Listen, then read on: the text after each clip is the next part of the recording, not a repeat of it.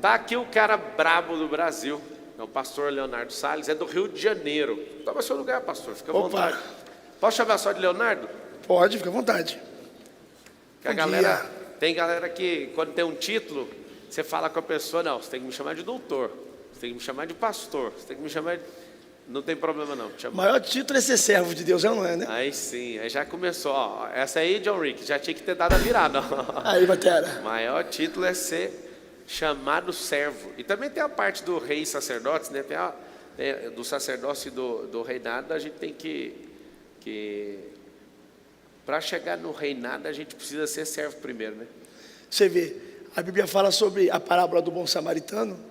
Você vê que passou o sacerdote, não ajudou o rapaz que estava quase morto. Passou o levita, não ajudou o rapaz que estava quase morto. Passou o bom samaritano, que nada mais nada menos é do que um cidadão de Samaria, e ajudou. O título não fez o que um cidadão de Samaria fez, e Deus deu a honra para ele. Então tem gente que tem título e não tem merecimento nenhum.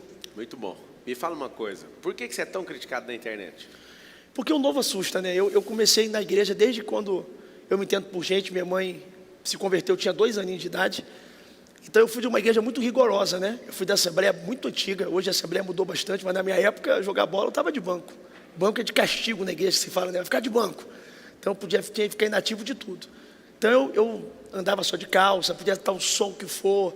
O líder me ensinava que se eu dormisse de bermuda, um anjo não me visitava. Não, peraí, como é que é o negócio?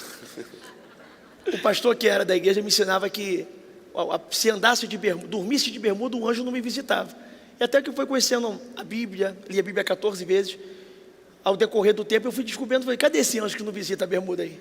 Então a gente começa a se libertar. Eu costumo dizer que a minha religião é a Bíblia, é a palavra de Deus, ela não pode ser alterada. Tiago 1,27 está escrito que a verdadeira religião é cuidar dos órfãos, das viúvas e dos estrangeiros. E se guardar de tudo que tem aí nesse mundo que contamina nosso coração.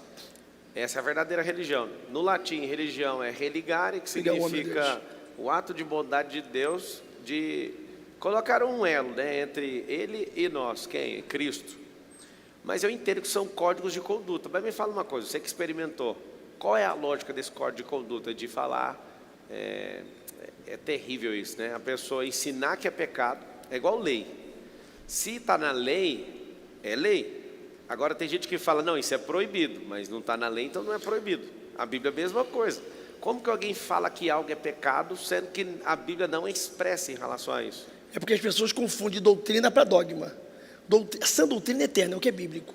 Sistema dogmático é criação por homem. Então, por exemplo, vamos para o culto de doutrina, aí vai ensinar a mulher não pode pintar o cabelo, não pode, isso é dogma, não é doutrina. Doutrina é o que é bíblico. O povo não entende, por exemplo, a palavra pecado vem de errar o alvo. Então, quando você pecou, você errou, né? E o povo que às vezes, que é o povo religioso, não consegue entender, que, por exemplo, no livro do Vaikra, que é o livro de Levítico, vai dizer que para não comer carne de porco. Aí o pessoal fala, é pecado comer carne de porco. Eu fui em Israel 9 vezes, estou indo agora mais uma vez, eu vou 2 vezes por ano. E até hoje o judeu não come carne de porco, porque é pecado. Você vê que quando Deus falou para Pedro em Jope, para ir na casa de Cornélio, ele deu uma visão de um lençol que rasgava. Deus mandava Pedro comer os animais e Pedro queria ensinar Deus. Eu não vou comer animal impuro. Deus falou, não chama de impuro que eu purifiquei. E teve que falar 3 vezes a mesma coisa para Pedro. Porque a religião, por exemplo, Cornélio não era religioso, Deus falou uma vez para buscar Pedro e foi. E Pedro era apóstolo, teve que ouvir 3 vezes. Então tem ímpio que obedece mais do que apóstolo, né? E você entende que... por que Deus falou para não comer carne de porco? Porque até hoje a carne de porco faz mal, mesmo tendo tanto avanço da tecnologia, a melhoria que faz hoje, mesmo assim ainda faz mal. Na época é altamente cancerígena. Quando Deus falou para não comer a carne de porco, não é questão de pecado, porque a pessoa vai para o inferno porque comeu uma linguiça de churrasco. Cara, Você entendeu? Eu entendi. Eu estava a gente tem uma obra lá na África, em Angola, e eu lembro de pessoas passando fome. Eu falei, então nós vamos fazer igual uma festa no tabernáculo aqui, vamos matar alguns bois, vários porcos. Rapaz, aí o povo ficou em crise comigo. Por quê? Porque culturalmente eles não comem carne de porco. E aí eu falei, vocês estão assim por quê? Não pode falar de carne de porco aqui não. Aí eu falei, mas vocês comem carne de rato, só para você ter uma ideia. Eles chegam a ponto de comer uma carne de rato no desespero, que é assim, imagina o jeito que é o rato perto do porco. O porco é limpo perto do rato. Só que a cabeça nós não aceitamos e criamos um sistema de crença e não queremos. Interessante que se for seguir Levítico ao pé da letra, você deveria, por exemplo, apedrejar o cara que faz o canto da barba. No livro de Levítico também diz. Então, aqui também, na costeleta, não podia tirar. Ou seja, engraçado, eu prefiro seguir algumas coisas e ignorar outras. São mais 600 ordenanças, né? Só que a pessoa ela fica 613. tão presa, ela fica tão presa que essa prisão mental cria um sistema tão forte e ela não questiona, não estuda, não entende a lógica, cria mais alguns de bermuda, isso e aquilo. Agora, eu tenho uma coisa para dizer sobre isso. Eu já fui religioso, muito religioso. Já fui desse sistema. Eu entendo que não há maldade nos irmãos de querer falar o que fazer. É meio que um sistema de preservação. O problema é que isso, com o passar do tempo, cada geração que não questiona, vai achando que isso é o quê? Vai achando que isso é lei e bíblica. Não. Se você está num ambiente onde você de fato pratica a fé com esses irmãos e o sistema dos irmãos é esse, eu sou a favor de você praticar o que os irmãos estão fazendo. O que acontece? Quando você falou da religião que é ligar o homem a Deus, existe um sistema dentro da religião. Não? Esse sistema, eu falo, quando eu falei que a minha religião é a palavra, o que a Bíblia manda, tem que obedecer, não tem como alterar. Não é não, sim é sim. Só que existe, porém, a falta da Bíblia. O que a gente faz hoje? O lema da nossa igreja hoje é salvar aqueles que nunca foram, trazer de volta os que se perderam e tomar cuidado com aqueles que acham que são. Por quê? Porque se você entrar na religião sem Bíblia, você vai se perder. E se você viver no mundo sem Bíblia, você não vai se achar. Então a palavra vai ser um direcionamento para você. A Bíblia diz: lâmpada para os meus pés e a tua palavra e luz para o meu caminho. Guardei a tua palavra no meu coração para não pecar contra ti. Todo momento a Bíblia vai falando sobre o poder da palavra. Então a Bíblia é uma bússola, vai direcionar você. Então o povo hoje, ele tem uma mentalidade tão aprisionada, como a gente está falando da linguiça, que na mentalidade do religioso, vai ter uma fila no céu e Deus vai falar assim: ó, você vai para o inferno porque você adulterou, você vai para o inferno porque você roubou, você vai para o inferno porque você comeu uma linguiça. Então o camarada que comeu uma linguiça de churrasco, porque é uma carne de porco, vai para o inferno da mesma ala que o camarada ali que foi um homicídio e não se arrependeu. Então o que é o pecado? É errar o alvo. O cristão, ele consegue entrar no céu sem frequentar uma igreja física? O que acontece? A Bíblia diz assim: ó, aonde tiver 2 ou mais reunidos, né? Onde tiver 2 ou 3 ou mais reunidos, eu estarei presente. Se 2 ligar na terra, é ligado no céu. Se 2 concordar na terra, é concordado no céu. É melhor que ande 2 do que um só, porque se um cair, um outro levanta. Com bom e com suave é que os irmãos vivem união, e como óleo precioso que escorre pela barba de Arão. Eu vou ficar aqui falando a Bíblia inteira, quando a Bíblia fala sobre a junção. Então, até para a gente ligar algo na terra, eu preciso de uma concordância. Então, o que é a igreja? A igreja é um corpo. A igreja está dentro do templo, a igreja sou eu. Jesus vai voltar, a igreja sobe, o templo fica. Então, o templo que você fala físico. O templo físico. Sim. O templo é a estrutura. Na verdade, não pode chamar mais de templo, então. Porque se Jesus falou que ele até foi condenado por isso, né? Porque ele fez um atentado contra o templo. Chamar o prédio da igreja de templo não é continuar sendo templário e continuar sendo místico? Então, mas aí eu provo para você na Bíblia que lá é o templo e a casa de Deus. Porque quando Jesus falou no Novo Testamento, quando os cambistas que ele expulsa, dizendo: o zelo pela casa do meu pai me consome, ele está falando do templo. Então, e mesmo tem que tem fariseus. Então tem 2 templos. Tem o corpo que é templo e tem o prédio que é templo. Tem. Quer ver um negócio só? Vou dar uma volta na Bíblia para você entender isso. Quando Salomão faz o templo, Deus falou: aí será chamado minha casa, a casa de oração. Sim. A Bíblia vai dizer assim: ó, alegrei-me quando me disseram: vamos à casa do Senhor. Se eu sou a casa de Deus, eu estou indo onde?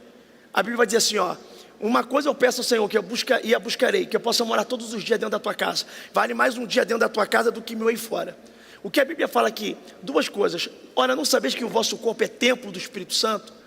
Templo do Espírito Santo, casa de Deus. As pessoas fazem uma divisão muito grande da Trindade. A pessoa não entende que a Trindade não é um ser com 3 cabeças.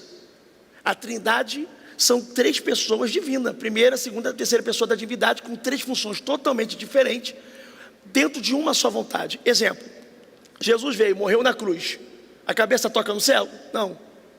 Os pés tocam na terra? Não. Por quê? Porque ele é a ligação entre a terra e o céu. A Bíblia vai dizer, ó, 1 João capítulo 2, filhinho, não pequeis, mas caso pecar, lembre que tem um advogado, ele é o advogado fiel. Ninguém vai ao Pai se não for por mim. Tudo que pediu o Pai em meu nome, então ninguém vai ao Pai se não for pelo Filho. Então ele está à destra do Pai. Apocalipse capítulo 3, versículo 21, assim como eu venci, foi dado o direito de sentar no trono com meu Pai, assim se vós vencerdes, sentará no trono comigo. Então mostra a vontade soberana de Deus. Isaías capítulo 6, Deus Pai está no alto sublime trono, é o juiz, por causa da sua misericórdia não somos consumidos. Então vamos lá. Se o... Cada um tem uma função. Sim. Então, se o cristão não for para um templo, o que é a penalidade de não ir para um templo? Não é questão de penalidade. É questão que, por exemplo, o ladrão da cruz não foi no templo, não se batizou nas águas, não tomou Santa Ceia. Mas no último momento se arrependeu, e arrependimento de verdade, porque tem gente que pensa que pediu perdão na hora da morte e se arrependeu. Não é pedir perdão, arrependimento. Eu posso pedir perdão e não me arrepender. Hoje em dia o perdão está muito banalizado. E no Brasil, ou até mesmo no mundo, a gente tem uma intriga. Aí eu vou te pedir perdão. Se eu te fiz alguma coisa, eu queria te pedir perdão em nome de Jesus. Não é um perdão genérico, falso. Não é. O arrependimento gera uma dor na alma. O remorso não. O remorso eu erro no mesmo erro, repetidamente. O arrependimento genuíno, até aparece 7 vezes na palavra que Deus arrependeu, é metanoia. É mudar de rota. É o cara reconhecer. E nunca mais errar no mesmo erro. Isso, metanoia. Não é voltar atrás. As pessoas têm um conceito, um driver mental sobre arrependimento que é tipo, eu erro, não, eu volto atrás do que eu fiz. Não, você volta atrás, você vai fazer de novo. Davi era um cara que tinha muitos comportamentos duvidosos, né? Terríveis na verdade, nem é duvidoso, porque está escrito o comportamento. Mas ele era um homem segundo o coração de Deus, ele não errava nas mesmas coisas. Porque de 10 mandamentos, Davi pecou 8. Só não adorou outros deuses, não deixou de honrar pai e mãe. Mas de 10 mandamentos ele pecou 8. Mas de todo o pecado que ele pecou, ele nunca repetiu. É isso. Só para voltar naquele ponto lá, para ficar claro, eu gostei das suas respostas. Se um cristão não for nunca na igreja, ele não vai ter prejuízo eterno. Então, aí vamos lá. A questão quando você fala de salvação, o ladrão da cruz salvou. Mas quando você fala de comunhão com o corpo, você precisa ter comunhão com a igreja. O problema é que as pessoas hoje estão muito decepcionadas. Sim. Porque as pessoas vão para o templo com o propósito errado. União com propósito gera milagre. União sem propósito gera entretenimento e destruição. A própria Bíblia diz, põe teu pé raramente na casa do teu irmão para que não possa te odiar. Então as pessoas hoje vão para a igreja para tudo, menos às vezes para cultuar a Deus. É o camarada que vai ali para paquerar a menina, é o camarada que é a pessoa que vai ali para o templo porque a célula é legal, tem um videogame. Quer prosperar. Entendeu? Um monte de coisa. Não é o ato de cultuar, de adorar. Anjo não ora. Você vê anjo orando? Anjo, me mostra na Bíblia um anjo que estava orando. Não, anjo adora. Então, João capítulo 4 vai dizer que Deus procura verdadeiros adoradores. Mas vem a hora, João capítulo 4, 23 e 24. Mas vem a hora, e agora que verdadeiros adoradores adorarão o Pai, Espírito e Verdade. Porque o Pai é Espírito, e importa que adore Espírito e Verdade. Então, quando você é adorador, que você vai ali para prestar um culto, para adorar, porque a oração é sobre você sabe, né? Tudo que você faz de oração é sobre você. Senhor, obrigado pela minha saúde, guarda a minha família. Senhor, obrigado pela prosperidade, obrigado pela minha cura, então é meu, minha, para mim, de mim. Então a adoração é sobre Ele. Tu és santo, tu és exaltado. Você vê que os anjos adoram, Deus nos chama para adorar. Então quando você reúne no culto, você é ministrado. Você vê o negócio, eu trabalho muito com libertação. Se você for ver os vídeos, os cultos nossos são ao vivo. Então ao vivo não tem como ser editado. E são mais de 100 pessoas ali possessas, de criança de 6 anos, tem um vídeo de 6 anos de idade, a idoso. Então, uma pessoa dentro de casa e não vai num culto, como é que ela se manifesta, expulsa o demônio dela? Ela vai ficar manifestada, vai botar a mão na cabeça, sai de mim, não saio. Quer dizer, precisa de uma voz imperativa ali, de autoridade para expulsar demônio. Mas assim como um centurião falou para Jesus, vamos lá curar, ele falou, não, pela sua fé a menina já está curada.